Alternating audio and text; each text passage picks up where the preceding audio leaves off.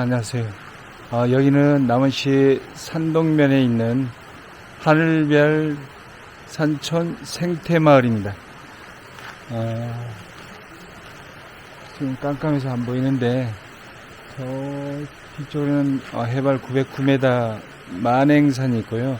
그 산자락을 받고 있는 산촌 마을이죠. 자연 속에 푹 파묻혀 있는 이곳 만행산 천문체험관에서 내 별, 우리 가족들 별도 찾아보고 만약에 아직 별이 없으신 분들은 여기 와서 내 별을 정해보는 것도 의미 있는 일일 것 같습니다.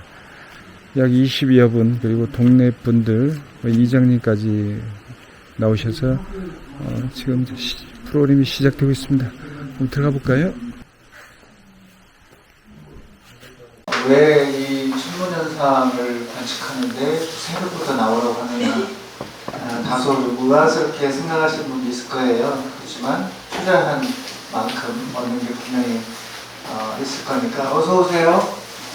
안녕하세요. 여기는 만행산 천문체험관입니다.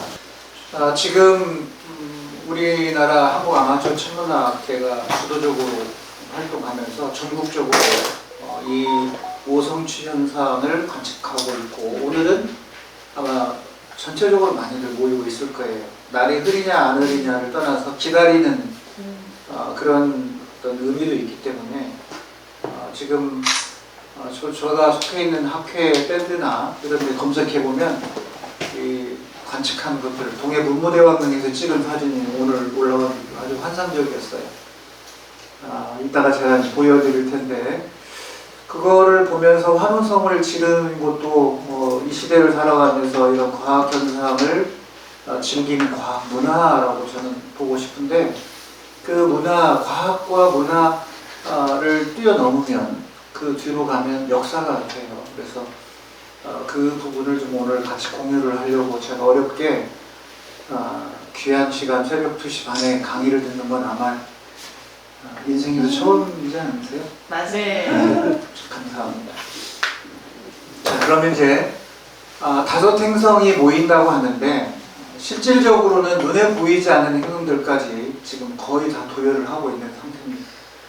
그럼 이렇게 일렬로 배치되는 이런 현상은 과연 우주 공간에서는 어떤 모습으로 하고 있어야 우리가 아침 새벽에 동쪽을 봤을 때 행성들이 맨눈으로 보는 5개가 일렬로 설 것이냐.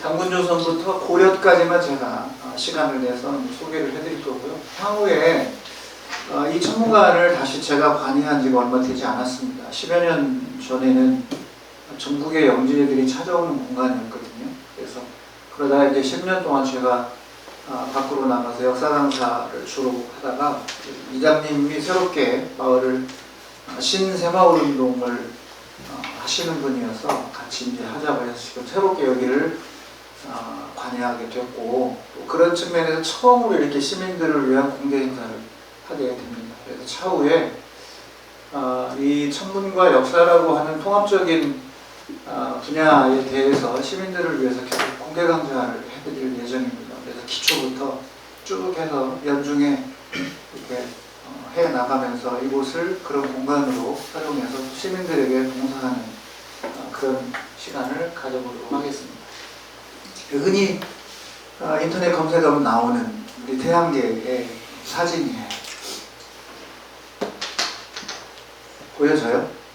잘 보이죠?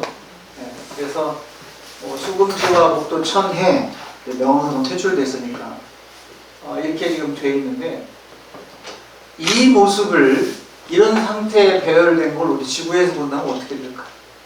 한번 상상해 보세요. 지구를 찾아보세요. 찾았어요? 네. 네. 그 지구에서 가장 중요한 게 해를 보는 거예요. 네. 지구에서 해를 보시면 돼요. 지구와 해를 일직선으로 이으세요. 가상으로 이었습니까? 네. 이은 다음에 지구에서 바라볼 때 그 선의 오른편에 행성이 있으면 네. 그거는 새벽에 보이는 거고, 지구에서 해를 이은 선에서 지구에서 바라볼 때 좌측에 있는 것들은 초저녁에 보입니다.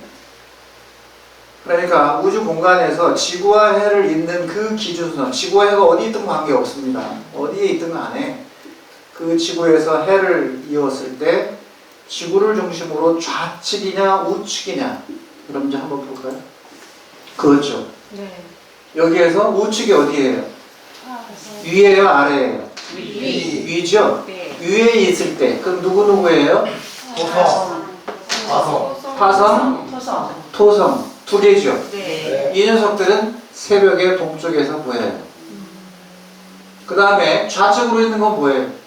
수성, 수성, 자, 목성, 금성, 그 다음에 수성. 수성도 지금 있죠. 네. 예. 그러면 해진 뒤에 해 옆으로 서쪽에서 보인다고 그랬으니까 이 아래는. 그러면 가장 낮게 뜨는 행성은 뭘까요? 서쪽 하늘에서. 이때는 어떤 걸 기준으로 하냐면 바로 이 지구와 해와 우리가 상대하는 행성과 각을 찾으면 돼요. 각. 자, 이제 일렬로 이렇게 한번 그려볼게요. 화성. 엄청 큰 각이죠. 무슨 얘기냐면 지구에서 해를 잇는 기준선에서 각을 저 선에 이어봐요. 90도 정도 되죠. 네, 90도 정도 된다 그런 얘기예요.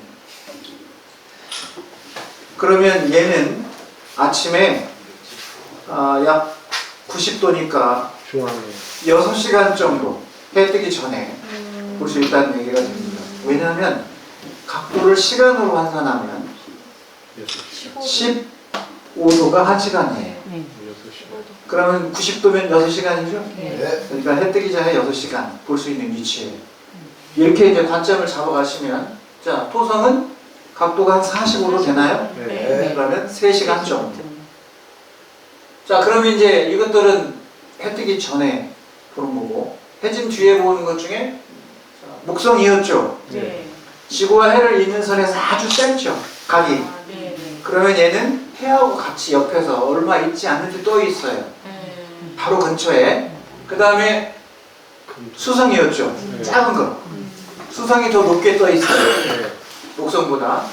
그 다음에 금성이 더 높게 뜨지만 아주 해 옆에 붙어 있어요.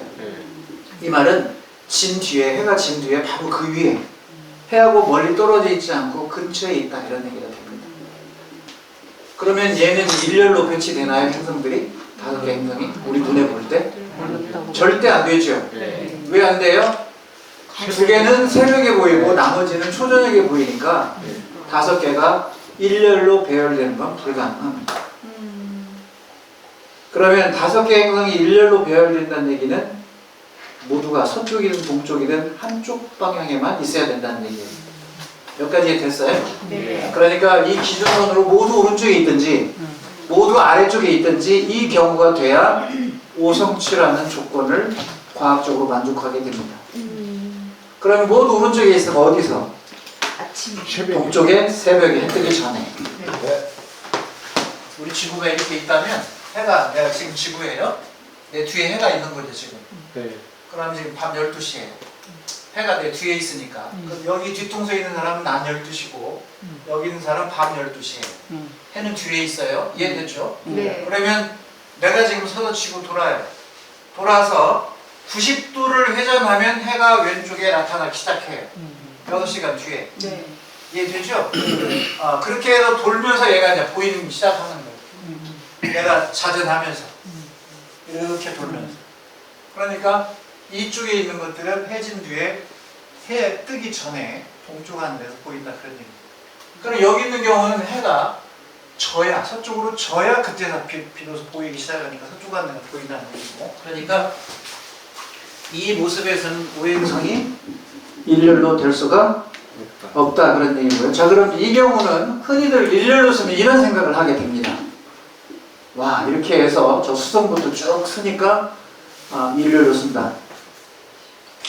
가능할까요? 가능하죠. 가능합니까? 가능은 하죠. 가능해요. 지구에서 저렇게 안 보이네. 네. 우리가 여기 지금 학교에서 과학을 가르치는 선생님도 계시고 또 학교를 과거에 졸업한 분들이 대부분이고 그러실 텐데 지구가 어디에 있어요? 세 번째 있죠. 네. 그러면 지구 앞에 있는 것들 수성, 금성은 안 보이죠. 반대쪽에서 낮 12시에 지금 해하고 같은 방향에 있어요. 두 번째. 해에 있어요. 해에. 그러면 지구 밖에 있는 것들은 방에 밤 12시에 일렬로 지금 서 있는데 저게 각이 똑같다면 한 점으로 보여야 돼요. 원리상으로는. 그렇죠. 그러나 그러지 않아요. 공간에서 그렇게 있는 게 아니기 때문에. 그러니까 쫌생이별처럼 뭉탱이로 있을 거예요. 이거 여기 점점 밖에서 주변에 어떻게 밤 12시에 남쪽 하늘에 한 군데 무대기로 있는 모습이에요. 그러면 얘도 불가능하죠. 왜냐하면 오행성이 되려면 수성과 금성이 반드시 끼어 있어야 돼요. 그러니까 내행성 두 개가 들어가야 오성쥐가 되는 거죠. 이거 불가능하죠. 그러니까 많은 사람들이 일렬로 쓴다면 이런 생각을 하는데 과학적으로는 불가능하다.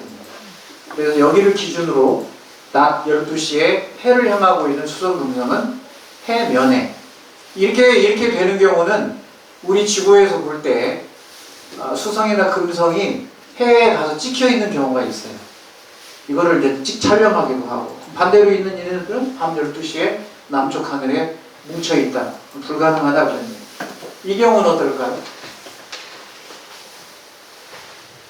이 역시 아까 어떻게 하라고 그랬죠? 지구와 해를 일직선을 그어라. 중심점. 지금 지구에서 해를 일직선을 그었죠. 그래서 위에 있는 것들은 언제 보이고? 새벽에 보이고. 아래에 있는 것은 초저녁에 보이고. 이것도 다섯 행성이 보이는 건 불가능하죠. 자, 이렇게 해서 오행성이라고 하는 눈에 보이는 것들, 천왕성, 해왕성처럼 눈에 보이지 않는 건 빼고 수, 금, 화, 목, 토라고 하는 우리의 음양 오행과 관련되어 있는 이 5개 행성이 맨눈으로 보이는 이런 현상은 특히 우리 동양권, 우리 한민족이나 중국의 한족들이나 이렇게 고천문을 연구한 천문 우주민족들은 중요한 게 됩니다. 오랜 옛날부터 관찰되어 왔고 그것이 우리의 생활 문화에 절대적인 영향을 끼쳤어요. 그게 예를 들어서 음양 오행이 과학적이냐라고 하면 과학적이지는 않거든요. 그렇지만 우리 생활 문화에는 절대적으로 영향을 끼치고 있다. 역시 화성, 이 경우는 목성과 토성이 두 개가 붙어 있게 됩니다. 지금 선을 그어보니까 같은 나라나죠? 그럼 두 개가 겹쳐요. 아주 신비로운 장면이 연출될 거예요, 이런 경우는. 그 다음에 천왕성, 해왕성이 이렇게 보이게 되고 이쪽에 수성, 금성이 이렇게 떠 있고 이것도 오행합치가 안 되는 그런 걸. 그러면 이제 상상하실 거예요. 오행합치가 되려면 지구와 해를 잇는 선에 오른편에 다 있어야 됩니다. 자, 지금 해가 어디 있는지 상상해 보세요. 지금 해는 여러분 뒤쪽에 산 아래에 현재 해가 있습니다. 아래에. 그럼 해가 아래에 있다면 여기를 도는 수성, 금성, 그리고 내 머리가 지구예요. 이따 밖에 나가시면 내 머리가 지구라는 생각을 항상 하세요. 내 머리가 지구다. 그러면 앞에 수성이 있다는 얘기는 내 앞에 있는 거예요. 내 행성이 있는 거예요. 그럼 해도 거기가 있는 거예요. 이게 해라면 수성은 여기에 있고 금성은 여기서 돌아야 돼. 그리고 내가 돌고 뒤에 화성이 도는 거예요. 그러니까 이런 공간적 개념을 갖고 있어야 오성합치를 할 수 있다. 왜 희귀성이냐? 수성이 포함되기 때문이다. 그 수성이라고 하는 것은 최대로 많이 벌어져야 지구에서 해를 잇는 선에서 그렇게 많이 가지 않는다. 최대 28도, 적게는 18도 이런 범위 내에서 왔다 갔다 하기 때문에 원궤도라면 어디나 같은데요. 원궤도가 아니기 때문에 이각이 변해요. 어디에 있냐에 따라서 지구와 수성과의 관계에 따라서. 왜냐하면 타원에 이렇게 돌기 때문에 이쪽 나간 데 있어서는 큰 각이 되지만 안으로 들어가면 좁아져 버려요, 각이. 그래서 그렇다 그런 거예요. 자, 그러면 이런 오성치 천문 현상이 역사서에 기록되어 있는 경우에 그것의 가치는 어떨 것이냐? 제가 지금 여기 보여주는 게 있는데 이건 삼국사기입니다. 삼국사기를 김부식이라고 그게 흔히 신민사학의 거두라고 표현을 하는 게 김부식인데 그 김부식이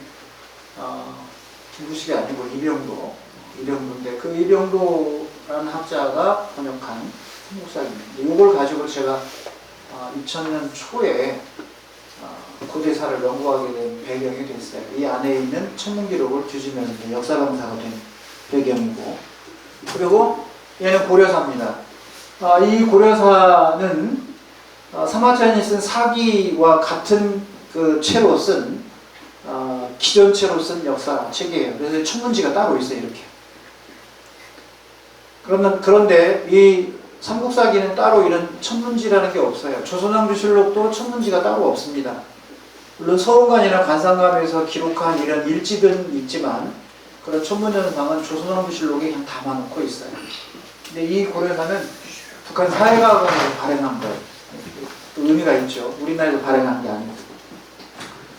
자, 지금 얘들은 우리나라 역사계에서 다 인정하고 보는 그런 책들입니다. 그런데 많이 들어본 한담보기, 그 다음에 대조영의 동생 대하발이 쓴 단기고사, 이곳에 천문현상이 기록되어 있습니다. 그래서 이 세 개를 제가 소개를 해드리려고 하는 거예요. 자, 그 다음에 최근에 안경전 선생이 다시 큰맘 먹고 한담보기를 재해석해서 쓴 이런 한담보기에 더 두꺼운 것도 있습니다. 그 외에 세종 때 이순지가 쓴 천문유추라고 하는 우리 책이 있고, 그 다음에 영국 사람이 중국계 부인과 함께 작업을 해서 남긴 조선의 서운관이라고 하는 조지프 니덤이라고 하는 이 과학사가인데, 이분이 쓴 이 조선 서운관이라고 하는 놀라운 또 책도 있고, 그리고 이제 제가 아주 어렵게 구해서 보고 있는 게 바로 이 증보 문헌비고입니다. 이 증보 문헌비고의 상위고라고 하는 부분에 천문이라고 하는 부분이 자세히 기록이 되어 있는데, 그거를 연구하면서 고천문을 공부하게 된 아주 소중한 책이에요. 제가 소개를 드리도록 하겠습니다.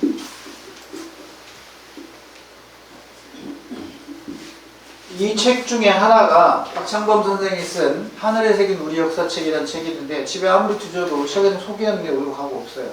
그 책이 제가 고대사를 연구하게 된 배경이 된 그런 책입니다. 박창범 선생의 하늘에 새긴 우리 역사.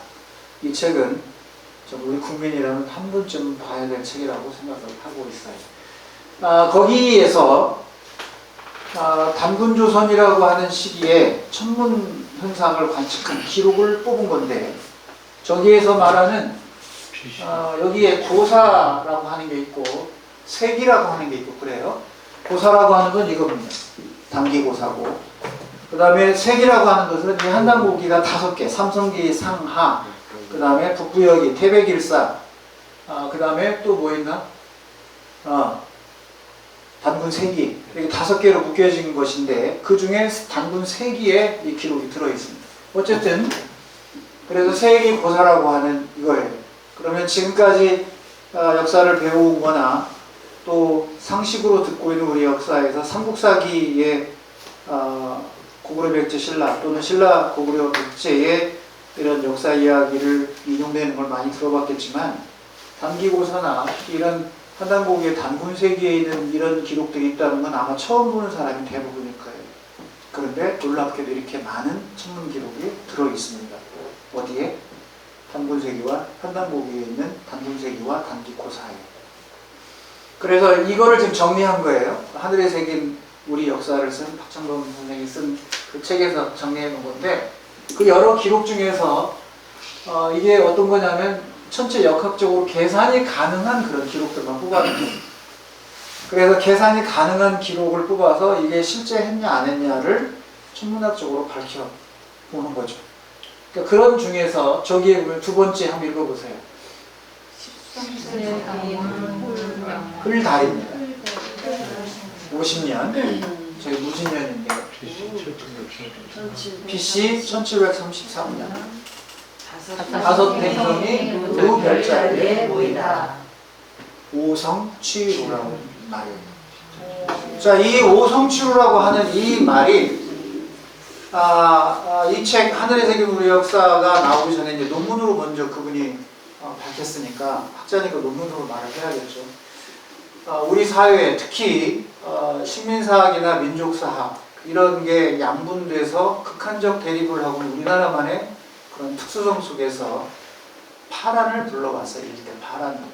그 이유는 제가 길게 설명은 못 드리고 나중에 여기에서 그 시민 공개 강좌를 열면 그때그때마다 좀 자세하게 소개해드리기로 하고 오늘은 시간이 없으니까 거의 요겁니다. 이 마이너스 1733년 다섯 행성이 누별자리에 모이다라고 하는 공이 한 단국이 단문 색이나 단기고사에 공이 같이 들어있는 기록입니다.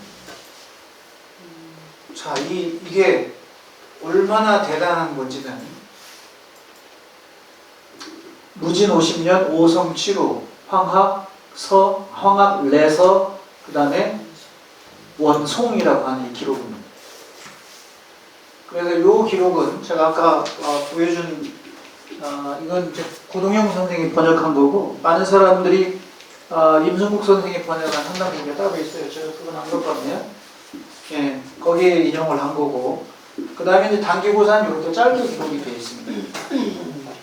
두 개 다 공이 다섯 행성이 모였다라고 하는 오성취를 담아놨다는 겁니다. 하늘의 새긴 우리 역사에 제가 한쪽 페이지를 들어갔어요.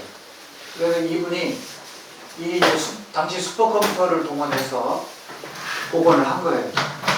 그랬더니 요렇게 배열한 겁니다. 초승달까지. 모였죠 지금 이렇게. 네, 하나, 둘, 셋, 넷, 다섯 개가 모이고 초승달까지. 그런데 기록에 1733년이 아니라 1년 앞에예요, 뒤에예요? 이게 1734년이면. 앞에. 1년 앞에예요.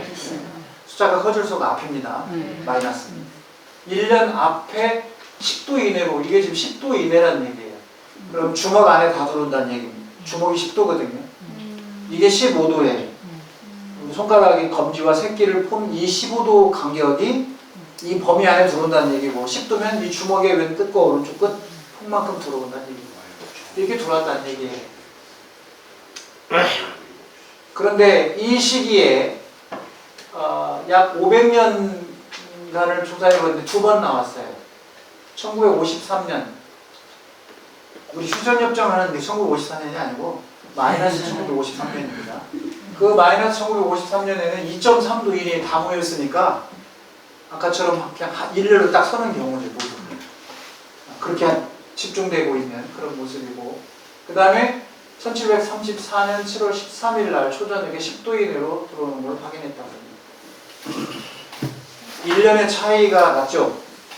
오차가. 그 1년의 차이가 났기 때문에 믿을 수 없다가 아니라 500년에 약 두 번 정도 이 정도 모이는 현상에서 1년의 오차라고 하는 것. 또 기원전 연도부터 이 서기 연도까지 오는 동안의 연도 계산, 저 기록의 유지, 전달해 오는 과정 이런 모든 걸 고려해 본다면 그 오차는 오히려 1년의 오차로 누군가가 역사를 왜곡하기 위해서 끼어넣을 확률, 가능성은 확률이 0.007 불가능하다고 합니다. 제가 앞에 과학적인 것부터 접근해 드렸어요. 다섯 행성이 모인다고 하는 현상이 과학적으로 어떻게 되는 것이냐, 그리고 그것이 얼마나 희귀한 것이냐. 수성 때문에 희귀할 수밖에 없다. 수성이 낮은 고도에서 관찰이 되기 때문에. 그런데 그걸 포함한 4개, 5개가 동시에 배열한다는 것은 그 자체만으로도 희귀하다. 그런데 이거를 어딘가 역사서에 기록을 해놨다면 누군가가 고의로 이거를 신의 계시를 받아서 오성 치유라는 걸 떠올리고 우리 역사를 부풀리기 위해서 사서 기록에다 끼얹는다? 불가능합니다. 그리고 이렇게 이런 프로그램, 전문 프로그램이 나온 건 현대예요. 이 한단고기가 세상에 나온 건 1910년대 아마 초일 거예요. 정확히 제가 연도는 기억 못하지만 그때 이런 프로그램으로 돌려서 알 수 있는 것도 아니었어요.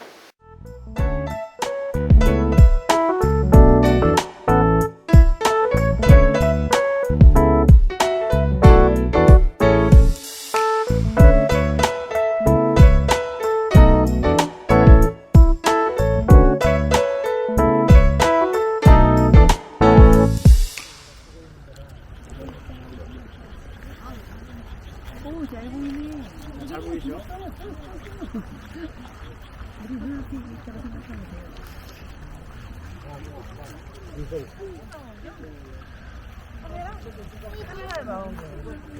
행성 정렬 현상을 보기 위해서 지금 가로등이 없는 여기 뚝길에 지금 나와서 쭉 줄을 서서 지금 보고 있습니다.